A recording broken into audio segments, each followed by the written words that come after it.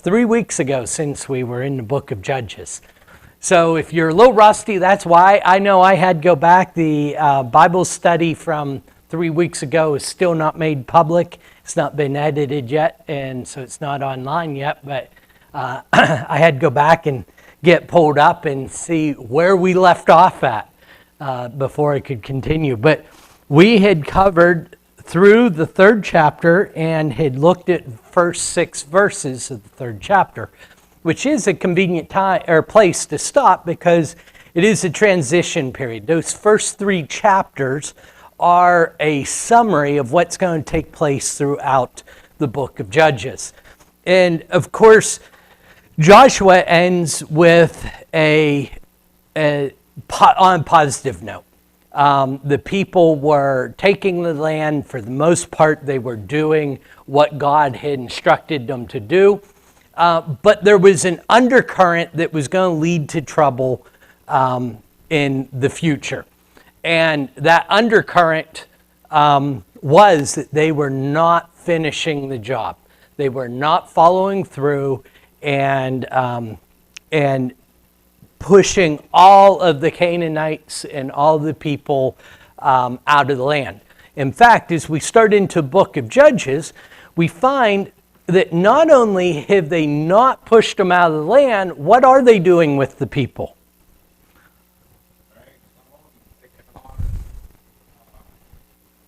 And then worshiping Baal. Okay, yeah. They're marrying some, right? They are, I think you started to say, using them as servants. So they're making treaties with them as well. Also, we saw at the end of chapter 6, we're not near that far yet. Near the end of chapter 2, that they're actually worshiping the Baal and Asherah, the gods of the land. And so throughout all this, there arose a generation who did not know God. And what we see throughout Judges is the importance of leadership. Hey, we're going to see a couple other things, and we'll renew those again tonight. God would raise up a judge, right? And when we think of a judge today, we think of someone in a robe, sitting on a bench, a legal bench, right? But these judges did some of that. They settled disputes. Above all else, they were leaders, right? They led and guided the people. And when they were oppressed, that leadership was a military leadership as well. So God would bring about a deliverer, a judge, a leader, and things would get better. Now, we noted several weeks ago when we started this book, what is happening with the leadership as we go throughout the book of Judges?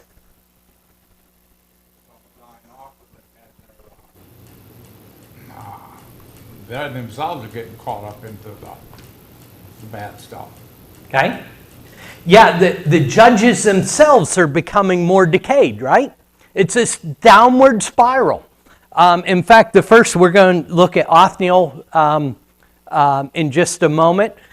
There's not much stated about him, but the first couple we see pretty righteous judges. And then as it goes, they are more and more just like the people. By the way, pop quiz, how many judges are there? Yes, 15. There was a day when I was able to list those, but it's not today. It wasn't yesterday either. What was that? Yeah, so if we're going to differentiate, Sally brings up a good point. There's one judgess, if that's a word. We're going to make it a word tonight. Yeah, Deborah's a judge. So, and she's coming up rapidly, chapter 5, so she's not far off. So there's 15 of these judges. So what takes place over and over again is the people go back into idolatry. They are put into oppression. They call out to God. He sends a deliverer, that there's peace in the land for a while, and then just over and over. But it's not purely secular in that we're not staying in the same circle, right? We're spiraling downward until finally that iconic statement's made at the end of this book. In those days, there was no king in the land, and everyone did what? What was right in his own eyes. What was right in his own eyes. Of course, that's all right when it's what's right in my eyes, right? It's when you're left to your judgment that we get into trouble. And that is the problem, right? We justify our own positions all too well. All right, so leadership. It's obvious that that is a missing link between Joshua and the time of Judges. The people are needing a leader. Ultimately, all these leaders are pointing towards who, though? Who are they pointing to? Were they perfect, these leaders? Othniel, Ehud, Shamgar, Deborah? No, they're not near perfect, are they? They're not anywhere near perfect. And that's why part of the reason the restoration is partial and temporary, right? It doesn't stay. So who are they pointing towards? I give you a huge hint there with talking about the perfect leader. What leader are they looking for, or do they need? Jesus, the Christ, right? They're looking for that anointed one. And so that is so important throughout the biblical story. Sometimes, I know in my studies in the past, I've got tied up in the history of it. I missed the whole point. The point is that God is raising up these leaders from amongst the people who are flawed just like the rest of the people. And so while they have characteristics or traits of the Messiah or the Christ, they fall far short of the Christ. And so ultimately there's this yearning and desire for the Christ that was yet to come. So we talked about leadership.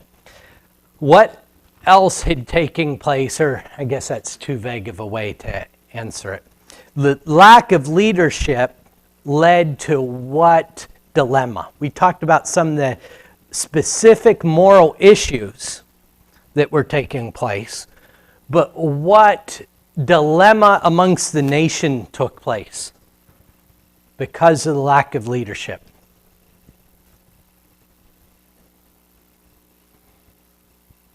And maybe I'll give you a verse here.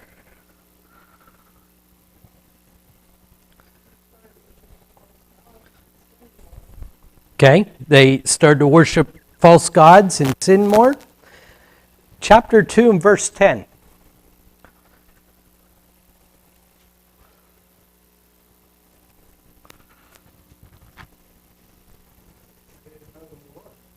There arose a generation who did not know the Lord. Nor did they know his works.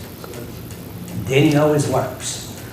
And so here is this generational gap and generational warfare. I'm going to bring this up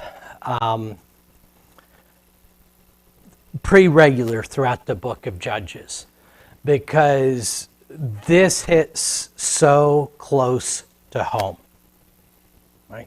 We're missing a generation, aren't we? And what happens over and over and over again is the generation who's still here stands in pulpits, stands in the classrooms, and browbeats the generation who is not here.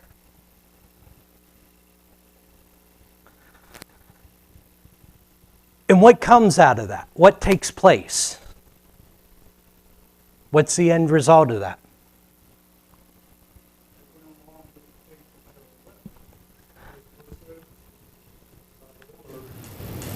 And this decided to follow the gods of the people that they were with, the other gods, false gods.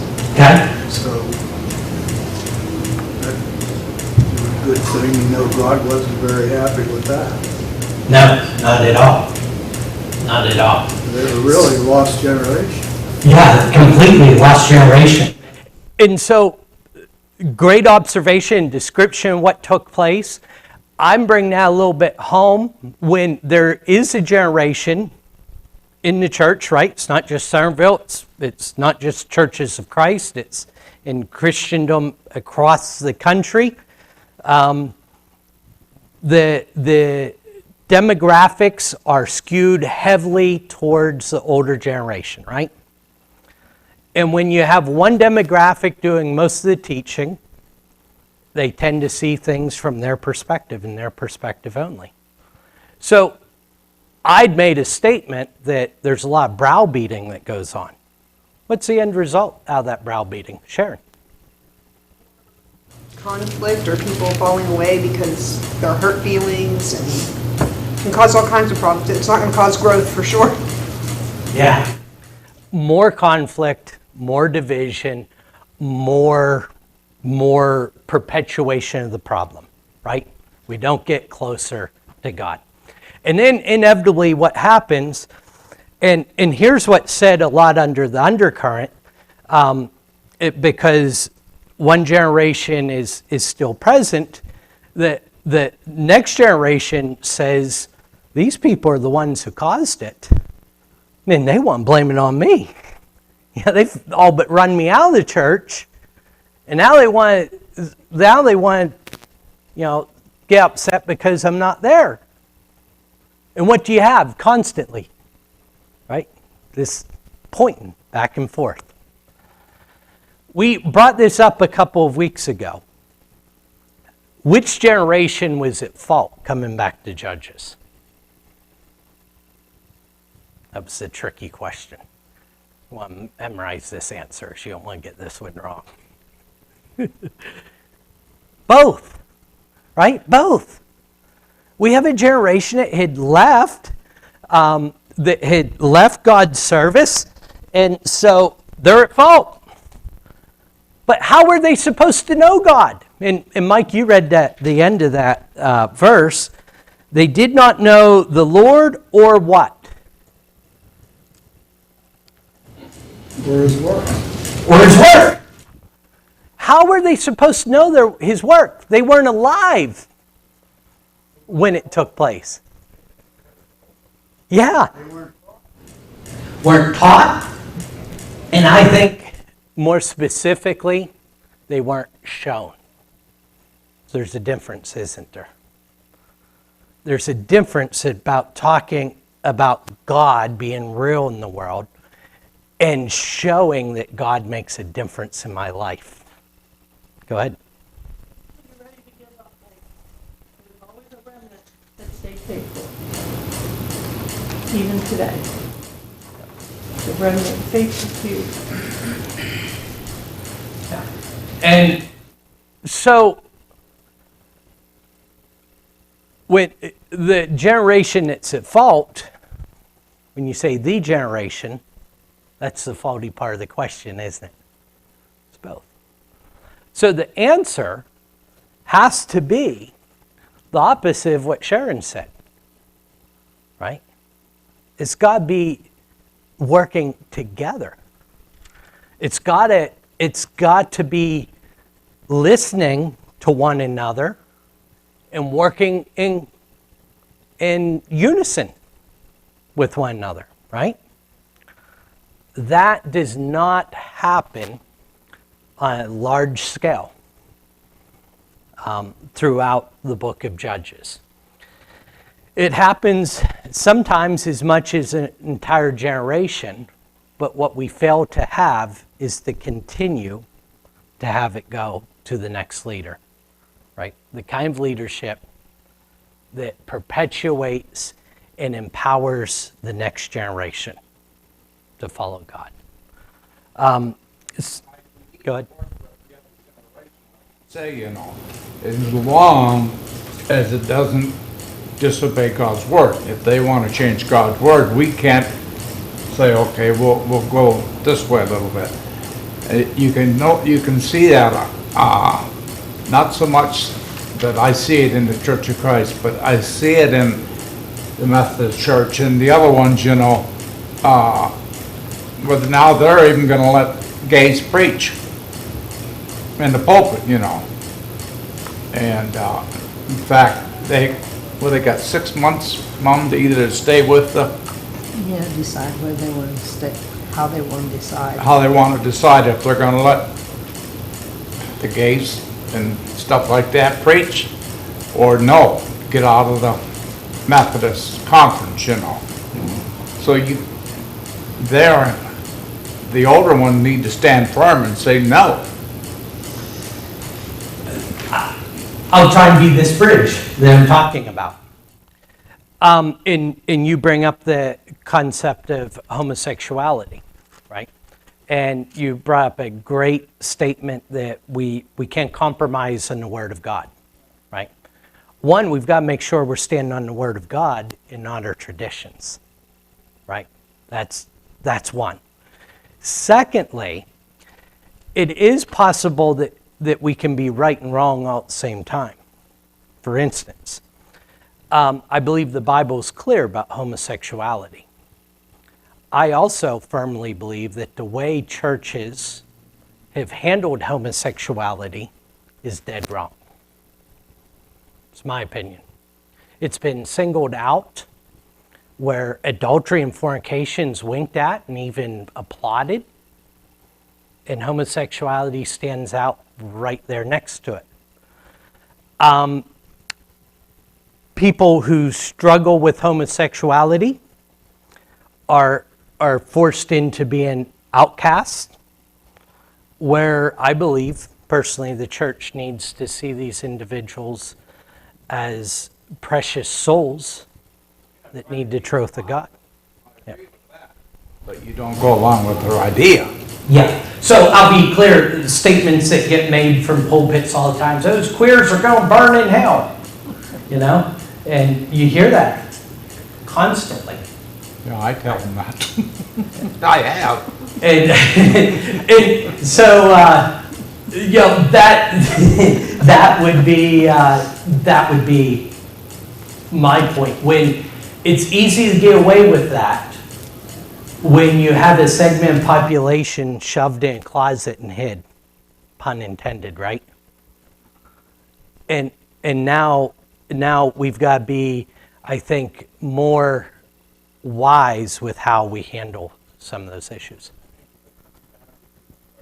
There's a minor sin and a major sin. Yeah. Yeah. If anyone didn't hear Ernie, he said what it comes down to is people look at minor sins and major sins, right? And major and minor sins are kind of like major minor surgery, right?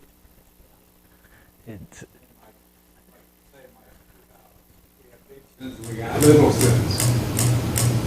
And it's still sins, Yeah. We can't categorize them or Categorize. You're talking like me now, Bob. Yeah. Yeah, absolutely. But I do think you need to teach them. Don't throw them out or anything like that. You need to try to teach them what God's Word is. Yeah. Because sometimes they change their mind and Yeah. come back. Yeah. And to finish that thought, and we agree completely that the difference between minor and major surgery is minor surgery is the surgery someone else is having. Major surgery is the surgery I have. That's the same way it is with sin, right? Minor surgery, it's just flip-flopped. It's my sin, and major sin's the one you struggle with, right? So, absolutely, and I hope that's helpful with, the idea of where, we've got to be able and willing to work together and show the love of Christ, right? And make sure we're working towards showing the love of Christ versus perpetuating our churches. There is a difference. And so, showing Christ or God to an entire generation is what was lacking here. And it's a struggle that we struggle with ourselves. And, go ahead. To that, I've been helping Corey in the teenage class, and I know it's a small congregation, so you're limited, but I've said to him down there before, how can a 67-year-old person, me, relate to a 13-year-old? It's hard. It's hard because I watch black and white, and they watch, I don't know what they watch, but you know, it's just harder to do. You need younger people to teach younger people because they can relate more to it. And I think that's a lot of the problem we have. You know, I try to be a little modern, but I'm still old school. In my mind, and we're in a realm of solely opinion on both sides here, but I agree with you, but in my mind, we need a variety, right? Because they can learn things from you they can't learn from me. And vice versa, right? And so we need a variety of things. That's something that, you know, when we're talking about generation lacking, it's hard to get people to teach classes. And almost every congregation I've been in wants the paid preacher up here, right? And it's how do we address our younger generation? I'd like to make a comment that in all the times I've been a counselor at Bible camp for a week, or even here at day camp, or any time I've worked with youth in public, every age, it seems like kids are hungering for relationships. They want them so badly. And really, it's a very big drain to do those sorts of projects because the kids want more of your time, attention, advice, ear. They want you to care about them. I know in day camp this past year, there were 2 girls that really opened up to me about some personal things. And I feel that I denied them because I didn't have time to really talk to them during day camp because I was so busy accomplishing some tasks. So these are girls I've had relationships with for 2 or 3 years, and they're just very, very much in need. There's just no way around it. You've got to spend the time with them. There are just children everywhere that need. Yeah, we'll come back to that after. So do older people. I mean, there are older people who just want somebody to talk to or somebody to spend time with them. So it's not just the children that need that. There are elderly and even the ones in the middle. Everybody needs time and a relationship. Yeah. So something interesting, and this is something I struggle with. In fact, I've been thinking about bringing this up on a Sunday night series. I've not been well in the last year, psychologically. And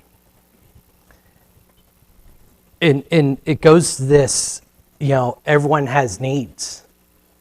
And one of the problems we have in the church is that because we're Americans, we think we can pay to have our Christianity fulfilled. And what happens is, you know, for instance, me, people are, you're right, there are older people that when I call them, the first thing they say is, why has it been so long since you called me? Tom, I'm thinking, you send me texts quite often and encourage me, when's the last time you called me? Right? One that I think differences between the older people and the younger people is the people Amanda's talking about a quarter of the kids we have at day camp are coming from some of the most ungodly, unstable, horrific situations you can imagine. And how are they going to get to know God? Doesn't make their needs different or more important. But how do they get to know God? They were born into a situation where they scarcely have a hope. Ernie, you mentioned about relating, to kids, and Amanda alluded to this. I'll state openly what she said. At day camp, we are ran to our bone doing things that another 15 people, they can't be here all day, but another 15 people could come up and help move tables and chairs. We're starting at 6, 7 in the morning. Day camp starts at 1. And there is only so much of you that's there. And like Amanda and I talked about this, there were times where you just can't keep going. And these kids, they want something from you. They don't have that. And I think one of the solutions, Ernie, is instead of seeing what we can't do, seeing what we can do. And helping everyone facilitate what they can do. That's difficult on both sides of that. I know there's people on both sides that demographics that I haven't gotten to in a year myself. But how do we do that? It's hard. It's hard. How do we do it? And his hands up again. Well, I guess what I was trying to say is that sometimes we see, I know I do myself, I see a lot of obstacles in relating to people who are different than I am. But in most cases, most often those obstacles are simply imagined in my own mind. And I know with me, relating to someone is just really having a chance to see them, spend time with them, and know what they care about. The obstacle is you can only do that with so many people in your life because there are 24 hours in a day.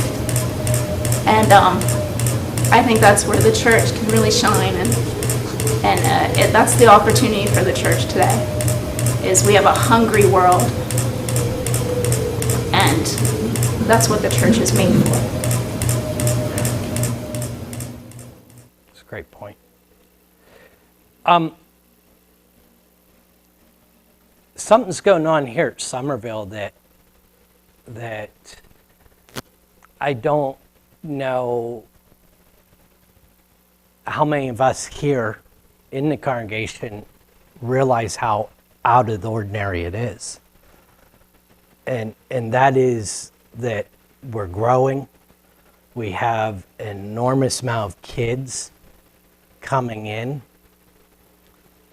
And that's because all hands on deck, right? And it's enabling that to take place. What event do you have? One of the struggles I've had with getting speakers for day camp is it doesn't matter how many times I tell particularly preachers, listen, 70% of these kids are unchurched, let alone not inside the churches of Christ. And they have trouble talking because they're talking like they're at a youth rally at Canton. And so I say that from the positive, that for a town of 500 to have that many young lives that you're impacting and reaching their families, it's in testament to everyone on board. But I think that's the answer, is you're not going to relate like a 20-year-old, because I'm on the upside of that already. But we've all got to do what we can. I mean, it's hard. They appreciate it though. That's for sure. It's not a new problem, is it, Rita? Goes clear back to Acts 6, doesn't it? What demographics are going to get left out? The vulnerable on both sides, right? The young and the old, the ones that get left out. So we've got to look, see what we can do and engage and reach out to people. That's something, a phone call, a couple phone calls a week goes a long way. It really does. Throughout some down-to-earth, serious stuff there, obstacles and some victories. But it's worth being real with these things, isn't it? We have to be. We have to be real with them, or they won't get better. They won't go the direction that we would like them to go, or that God would have. So with that, let's look, starting in verse 7 of Othniel. In verse 6, bear in mind we're serving the foreign gods, and starting in verse 7, then we have that turning around. We have the people crying out to God. Would someone read 7 through 11? The Lord, and forgate the Lord their God, and served Balaam and the groves. Therefore the anger of the Lord was not against Israel, and he sold them not in the hand of Cushnan, king of Mesopotamia, and the children of Israel served Cushnan 8 years. And when the children of Israel cried unto the Lord raised up a deliverer to the children of Israel, to deliver them Othniel the son of Kedash, Caleb's younger brother. And the Spirit of the Lord came upon him, and he judged Israel, and went out to war. And the Lord delivered Cushnan, king of Mesopotamia, into the hand, and his hand prevailed against Cushnan, and the land had rested 40 years, and Othniel the son of Kedash died. Thank you, Bob. So here's our first judge. Israel did what was evil in the sight of the Lord. How long were they oppressed?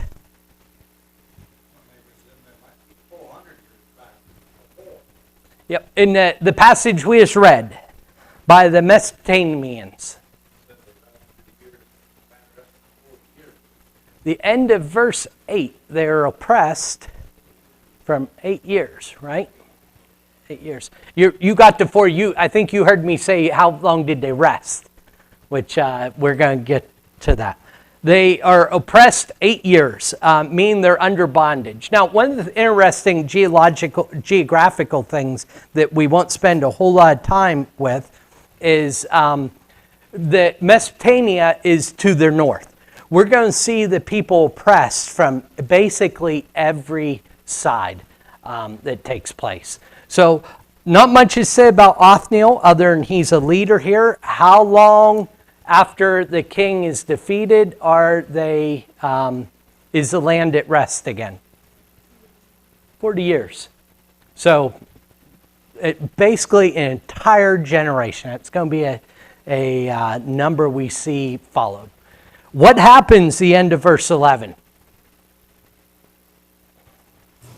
Othniel dies, and along with that,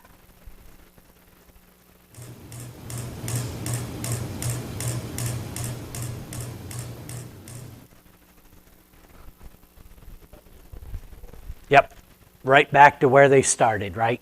Although it would look right back where they started, but it's actually a little worse than that, isn't it? No. 40 years. So, Right back. Questions, comments on Othniel? So not a lot there for him. We get more in depth as we go throughout these judges. Would someone read 12 through 23 for us?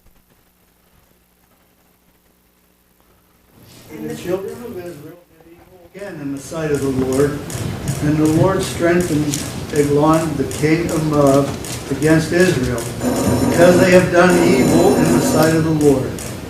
And he gathered unto him the children of Ammon and Amalek, and went, smote Israel, and possessed the city of palm trees. So the children of Israel served Eglon, the king of Moab, 18 years. But when the children of Israel cried unto the Lord, and the Lord raised them up a deliverer, Ehud, the son of Gera, a Benjaminite, a man of left-handed, and by the children of Israel sent a present to Eglon, the king of Moab. But Ehud made him a dagger, which he had 2 edges, and of a cubit length, and he did. I turn my page. And he did.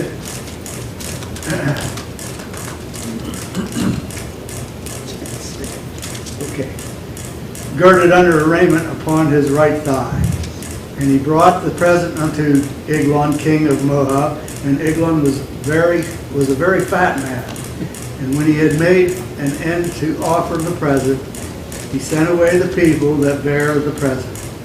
But he himself turned again from the quarries that were by Gilgal, and he said, I have a secret errand unto thee, O king, who said, keep silence. And all that stood by him went out from him. And Ehud came unto him, and he was sitting in the summer parlor, which he had for himself alone. And Ehud said, I have a message from God unto thee. And he arose out of his seat.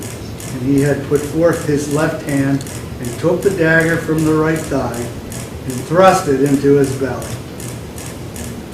And the haft also went in after the blade, and the fat closed upon the blade, so that he could not draw the dagger out of his belly, and the dirt came out. Well, we keep on. Welcome to one more verse, if you would. We can't stop with that. Then he had went forth through the porch, and shut the door of the parlor upon him, and locked them. All right.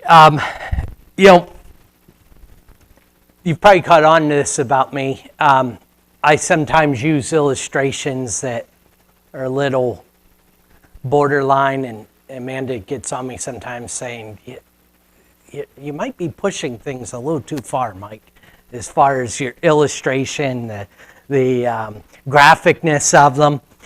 And a few years ago, we'd had that debate, and then I was reading the Old Testament, and I told Amanda, I said, I'm not sure that my illustrations are near this graphic. Welcome to Judges, right?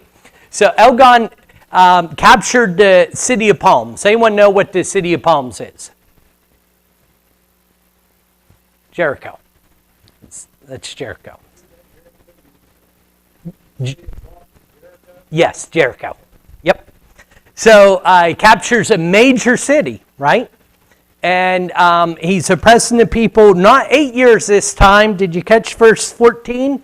The end of 14? It's 18 years this time. And so the people, the King James describes as a present.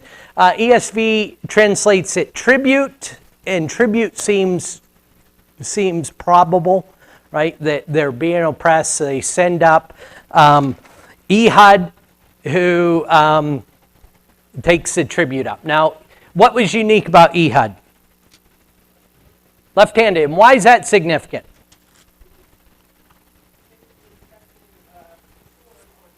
Right thigh, they would have expected it on the opposite. Like, Yeah. so that he would reach for it with the right hand. Yeah. Why do we shake with right hand? It's show you don't have a weapon, or that was the origination with it, right? He's a left-handed man. He takes the tribute. He says, I've got a secret to tell you. And so Elgon clears out the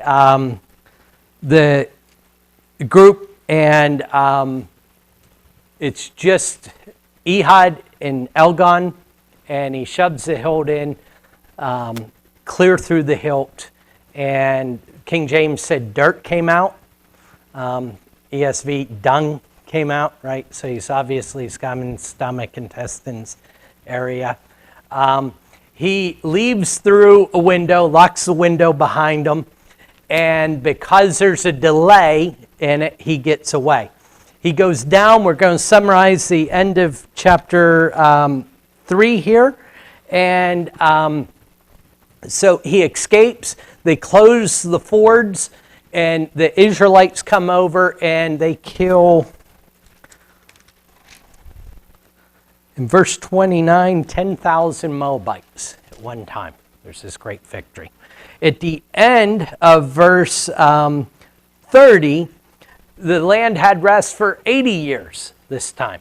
So there's a long period of rest before there's need for Shamgar, who is at the end of chapter 3. Questions or comments? Lord willing, we'll start with chapter 4 next week. Thank you for your time. Before we close, I want to say hello to Mike and Leslie who came on there, and Phil has some prayers on here for some health and other situations, so we'll keep Phil's concerns in prayer. Thank you.